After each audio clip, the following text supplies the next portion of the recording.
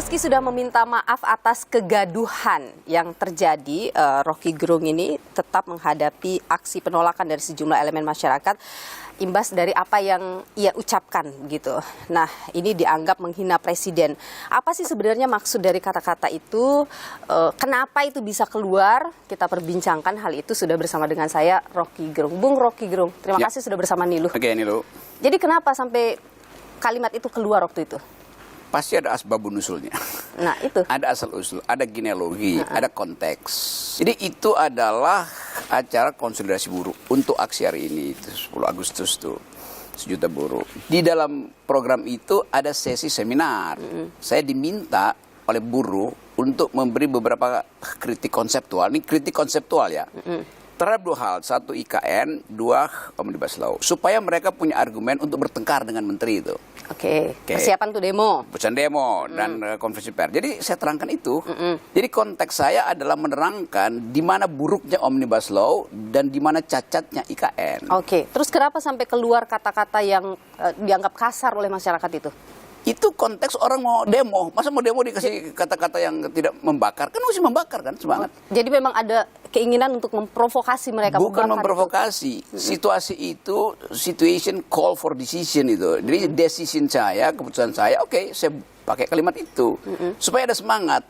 Karena itu saya mesti ucapkan bahwa Omnibus Law dan IKN itu produk kebijakan dari kalau dia berani debat dengan buruh, kan saya tambahkan di situ kan. Tapi orang cuma anggap saya ucapkan itu tanpa konteks. Padahal sebetulnya itu semuanya adalah hal yang betul-betul saya ucapkan dengan niat untuk memberi kritik setajam-tajamnya. Gitu. Kritik yang tajam itu memang harus menggunakan kata-kata yang tadi Anda sebutkan itu. Bisa, saya bisa pakai bahasa Latin, bisa pakai bahasa Jerman di situ. Kemudian nggak ada yang ngerti kan. Maka saya pakai bahasa yang orang mengerti. Dengan itu artinya apa? Itu artinya apa? Jadi saya pakai itu dan saya bertanggung jawabkan. Tadi itu Anda menyebut Jokowi sebagai kepala negara, sebagai pembuat kebijakan. Bagaimana memisahkan dia kepala negara dengan dia pribadi manusia? Bagaimana kalau tidak dipisahkan? Itu artinya Jokowi adalah raja. Hanya di dalam raja itu tubuh pribadi dan tubuh publiknya menyatu. Ada juga yang menganggap bahwa dia sebagai personal pribadi ataupun dia sebagai presiden itu tidak bisa dipisahkan. Itu adalah satu kesatuan gitu. Karena presiden itu kan wadah. Harus ada orangnya begitu. Cuman orang bodoh yang nggak ngerti demokrasi yang punya pandangan itu. Itu pandangan kingdom pandangan apa namanya tadi kerajaan itu, bukan pandangan republik. Masa nggak bisa dibedain tuh? Kan kita memilih presiden, maka dignitas dia tidak boleh dilekatkan. Dignitas pada manusia itu sampai kamu mati kamu punya martabat, nggak boleh diganggu. Tetapi presiden dia tidak boleh diberi martabat karena dia bisa kita ganti, itu masalahnya. Tapi kan di situ manusia, ada manusianya. Nah, itu betul, Niluh. Martabat itu selalu hanya dilekatkan pada manusia. Karena itu disebut human dignity. Nggak ada presidential dignity atau presiden dignity. Jadi dignitas itu, martabat, hanya melekat pada manusia konkret individu. Karena dia punya perasaan. Dia tergores harga dirinya. Tuh. Kalau saya punya problem pribadi dengan presiden, maka saya menghina dia tuh. Sebagai Jokowi. Tapi saya nggak punya problem dengan presiden kan. Saya punya problem dengan seseorang yang ada dalam jabatan publik. Itu bedanya begitu. Maka dia nggak boleh tersinggung. Kalau dia tersinggung artinya dia tersinggung secara pribadi. Kalau dia tersinggung secara pribadi, apa urusan saya pribadi dengan dia? Kan nggak ada kan. Kan hanya pada orang pribadi saya boleh menghina tuh. Nggak mungkin saya menghina barang atau menghina menteri. Menteri itu jabatan. Ketika Anda mengeluarkan kalimat itu, Anda tentu sangat sadar bagaimana masyarakat memandang kata-kata itu. Dan ketika ini sampai ke masyarakat, pasti akan menimbulkan pro kontra, menjadi kontroversi di tengah masyarakat. Anda tahu itu kan? Tahu. Bahkan saya tahu bahwa masyarakat mesti dididik untuk bisa bedain itu tuh. Artinya dididik untuk bedakan tubuh publik dan tubuh privat presiden. Jadi kalau belum bisa bedakan, artinya presiden gagal menyelenggarakan kurikulum demokrasi kan. Apa prinsip dasar demokrasi, Bung Roky? Prinsip dasarnya adalah kedaulatan itu ada di tangan rakyat, bukan pada presiden. Presiden itu peminta-minta suara rakyat. Maka presiden mesti hormati kedaulatan itu. Kalau saya kasih kritik, dia mesti hormati kritik saya itu.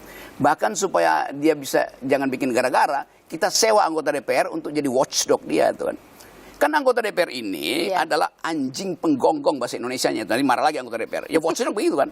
Anjingnya mesti gonggongin siapa? Gonggongin presiden, jangan gonggongin rakyat. Kalau Anda dianggap, kata-kata Anda itu dianggap melukai asas kesetaraan dalam demokrasi, karena ketika Anda mengatakan seseorang seperti itu, Anda meninggikan posisi Anda. Memang saya tinggi, saya lebih tinggi dari presiden. Karena saya berdaulat, presiden tidak. Tetapi secara hierarki kan presiden itu adalah pemimpin, kepala negara. Kapan dia jadi pemimpin? Ketika dia minta izin pada rakyat, ketika dia dipilih oleh rakyat. Presiden itu kan bagaimanapun adalah kepala negara. Kita di Indonesia dianggap kita punya norma, kita ini ketika kita berbicara ataupun membicarakan seseorang, ada norma, ada batasan begitu. Bagaimana Anda melihat bahwa Anda kebablasan tuh di situ? Ya normanya apa? Ada etis yang Anda abaikan begitu misalnya? Etika itu dibuat oleh siapa tuh? Kalau ada orang yang bilang, oke, Pak Rocky kalimatmu itu kebablasan, itu terlalu 100% menghina. Turunin dong ke 80%. Oke, saya pakai 80%. Nanti ada publik bilang 80% masih terlalu tinggi itu. Bikin 20%. Lama-lama 0%. Lama-lama saya nggak boleh bicara kan. Kan konyol itu. Tapi Anda kan tidak dilaporkan juga oleh Presiden. Pastinya masih terus Justru boleh bicara. Justru itu Presiden Jokowi mengerti bahwa yang terhina bukan diri dia sebagai Jokowi. Kalau begitu yang terhina oleh Presiden. Oke, sekarang kita cari deliknya. Kan delik itu, delik penghinaan Presiden sudah dihapus oleh Mahkamah Konstitusi. Jadi nggak mungkin ada delik yang namanya penghinaan presiden. Oke, sekarang kan bukan itu ya, tapi Anda dianggap membuat kegaduhan. Nah itu masalahnya. Gaduh artinya ada yang pro saya, ada yang kontra saya. Sekarang Anda lihat bagaimana? Itu tetap berjalan pro kontra ada itu. Ada kegaduhan itu? Memang. Gara-gara apa yang Anda ucapkan? Iya. Dan jadi kalau Anda misalnya dilaporkan dengan pasal menimbulkan kegaduhan. Sekarang diperiksa kegaduhan itu disebabkan oleh saya atau oleh sponsor-sponsor yang nggak ngerti tentang demokrasi. Yang melapor itu nggak ngerti demokrasi. Sampai sekarang rumah saya di Sentul itu udah 3 hari berturut-turut masih di demo. Padahal kasusnya dibawa ke Bareskrim. Ibu-ibu yang demo di situ ditanya sama pembantu saya nyari siapa. Disuruh buat demo yang namanya Pak Rocky itu. Dia nggak ngerti cuma dia Pak Rocky. Kemudian dia begini coba. Bawa anak-anak coba. Coba bagaimana? Apa itu bukan disponsori? Bukan datang dari keinginan sendiri untuk berselisih dengan saya tuh. Yang mau berselisih dengan saya kan juga pengecut kan. Ngirim orang. Saya bilang kamu berselisih, mari kita debat itu. Diundang di Nilu. Kan gitu. Bung Rocky, Anda kan aktivis, Anda juga adalah pendidik begitu ya? Ketika Anda mengeluarkan kalimat begitu untuk, tadi Anda mengatakan membakar semangat, itu kemudian Anda kok jadi memberikan contoh yang tidak baik? Contoh yang baik, saya mengajar di Universitas Indonesia dengan cara yang sama. Kamu dungu banget ya, kenapa kebodohanmu itu tidak bisa dikecilkan? Anda tidak menganggap itu menghina ketika Anda mengatakan seseorang dungu? Tidak, karena dungu itu, ada kata itu karena ada orang yang tidak dungu. Kan kita mesti lihat bahwa ada binary opposition di situ tuh. Kita saya sebut Anda jelek karena ada konsep cantik, Anda cantik karena ada konsep jelek gitu. Jadi nggak mungkin kita hilangin kata dungu itu. Kalau begitu jangan pakai kata dungu, dihapus dari kamus dong. Artinya begitu kata dungu dihapus dengan sendirinya pasangan oposisinya hilang. Anda tidak khawatir kalimat yang Anda keluarkan kemudian membuat orang terprovokasi yang kemudian akhirnya menimbulkan ada kegaduhan, ada kerusuhan atau ada upaya-upaya demonstrasi yang berakhir dengan keras misalnya? Saya tahu konsekuensinya. Anda tahu konsekuensinya, artinya Anda juga sadar itu bisa terjadi? Sadar, tapi saya harus memilih. Saya mendidik atau saya diamkan. Apakah mengantarkan mereka untuk bisa melakukan itu termasuk mendidik? Yes. Karena kalau saya tidak didikannya apa dong jadinya, Bung? Negeri ini memilih demokrasi, memilih republik, tetapi kulturnya feodal. Kulturnya itu sopan santun itu. Sopan santun itu kemunafikan dalam politik. Saya bersopan santun pada manusia yang moralnya di atas saya. Saya bersopan santun pada guru, pada orang tua. Tapi saya nggak mungkin bersopan santun pada pejabat. Karena saya gaji mereka. Itu yang saya bilang harus ada pendidikan politik. Dan pendidikan politik harus dilakukan dengan menggunakan kata-kata seperti itu. Bukan dengan kata-kata, dengan konsep. Kan konsep tadi itu terhadap pejabat publik di dalam kedudukan dia sebagai pemimpin negara atau pemimpin pemerintahan kan. Itu yang saya mau bedakan, saya mau bikin distinksi yang sangat ketat. Saya nggak boleh menghina manusia. Pejabat publik itu bukan manusia, dia lembaga. Tapi yang mengisi jabatan publik itu kan manusia. Iya, tapi dia nggak boleh terhina dalam kondisi dia sebagai manusia. Karena mesti anggap Anda menteri. Anda bukan seseorang yang namanya bagus. Anda tuh menteri. Semua kebijakan Anda potensial untuk membuat kita miskin, membuat kita terhina, atau membuat kita melarat, tidak adil. Karena itu mesti diawasi terus-menerus. Jadi Anda menganggap demokrasi kita sekarang Gagal. Karena itu saya ambil risiko itu. Kan saya bilang saya minta maaf karena saya membuat kontroversi sehingga terjadi pro dan kontra. Anda minta Ada maaf lesson learned di situ. atau bangga karena terjadi kontroversi ini? Nah, saya nggak bangga karena saya anggap bahwa mestinya mereka paham itu, terutama yang anti pada saya, mesti mereka paham. Karena orang-orang yang harusnya terdidik paham bahwa nggak boleh melarang saya bicara tuh. Di Jogja PDIP larang saya bicara. Lo PDIP itu partai, ngapain larang saya bicara? Mahasiswa marah pada PDIP harinya kan? Kan terjadi kontroversi. Gara-gara Rocky Gerung terjadi konflik antara mahasiswa dan PDIP. Enggak. Gara-gara PDIP melarang saya bicara, mahasiswa marah. Karena mahasiswa punya hak untuk mendengarkan kuliah saya.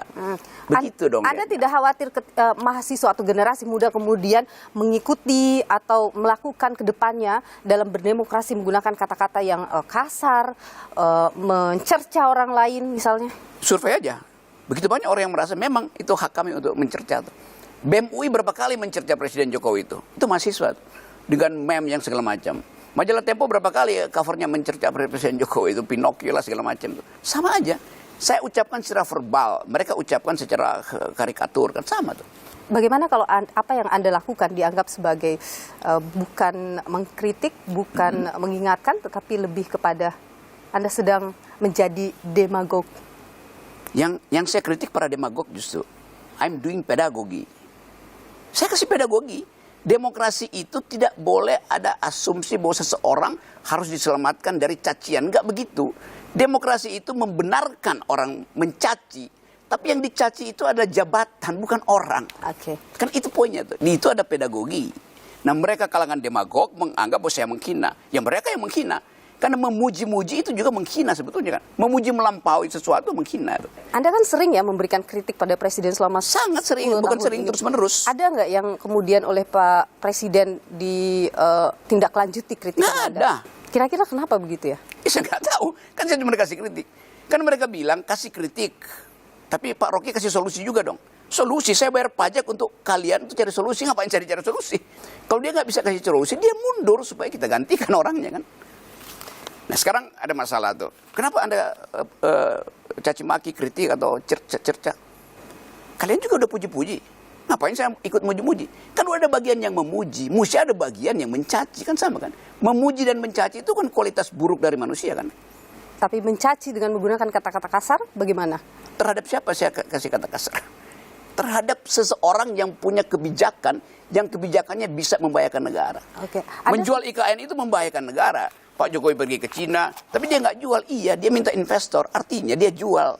Hal yang tidak masuk akal, ada memberi konsesi pada pemerintah Cina untuk bahkan mengatur parit yang akan jadi saluran air IKN. Itu ngapain coba? Ya itu adalah hal yang kemudian nanti bisa diperdebatkan juga. Tentu bukti dan sebagainya bisa diperdebatkan. Iya, tapi saya udah ada bukti bahwa Pak Jokowi datang ke sana dan bilang, pemerintah Cina silahkan tolong desain ibu kota kita. Maka parit itu juga bagian yang harus dia desain. Toilet ibu kota bukan didesain oleh Cina, itu dia pasang chips di situ. Dan Anda menilai ketika mengkritik pemerintahan dengan menggunakan kata-kata tadi, itu efektif? Efektif. Apa bukti Ya efektifnya? buktinya sekarang semua orang menganggap memang mesti dirubah IKN itu, mesti dirubah Omnibus Law. Karena kalau nggak efektif, buruh nggak akan terus-menerus kan. Memang efektif itu. Tapi sampai sekarang udah diubah belum kan? Belum ya? Ya belum, artinya bisa kita katakan tetap sudah efektif menggunakan cara-cara menyebabkan orang berpikir ulang. Kritik saya itu fundamental apa tidak tuh?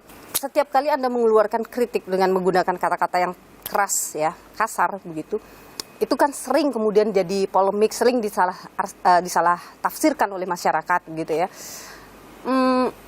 Kenapa tidak menggunakan kata-kata yang lebih baik misalnya atau lebih halus begitu misalnya? Bisa saya perhalus, tetapi nggak efektif lagi kan? Ya tapi dengan kata-kata ini juga tidak efektif juga kan akhirnya. Tetap efektif, menimbulkan kehebohan sehingga orang berpikir ulang.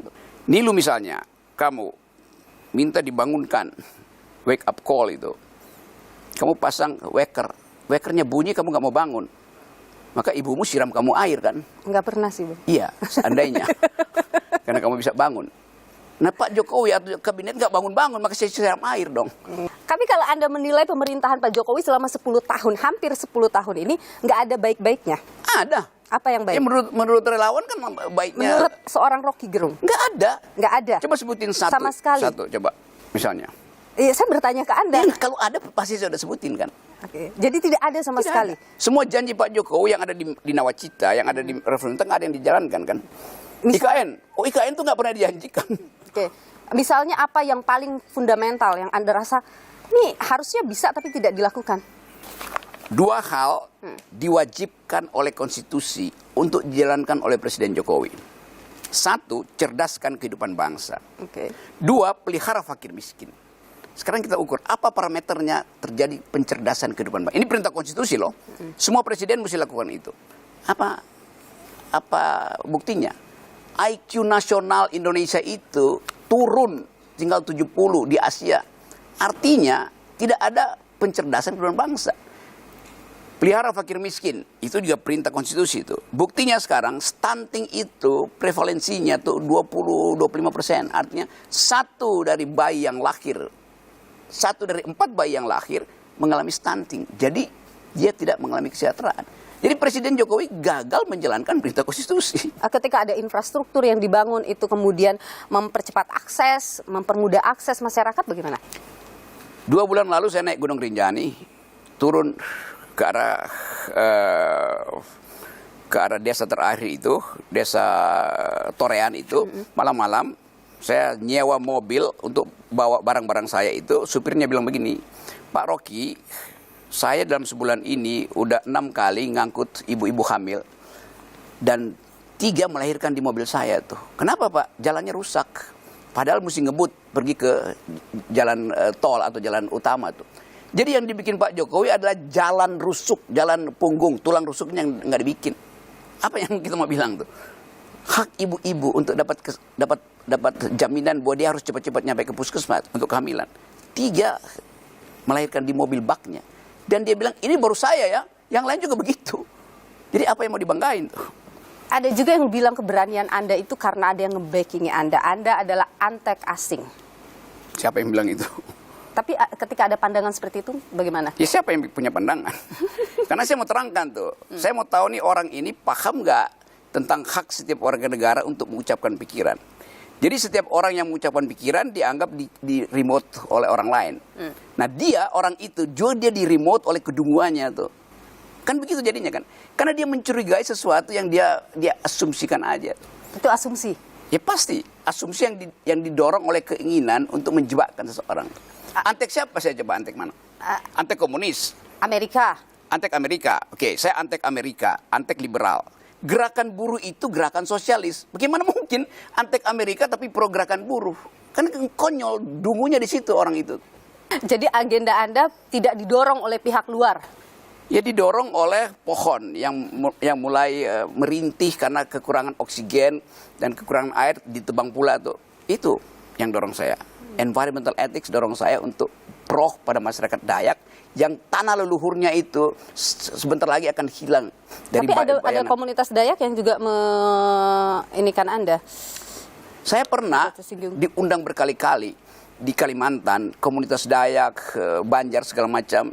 Mungkin udah 3-4 kali dan saya dapat dikasih hadiah mandau. Saya pernah bertemu dengan mereka karena saya pro mereka.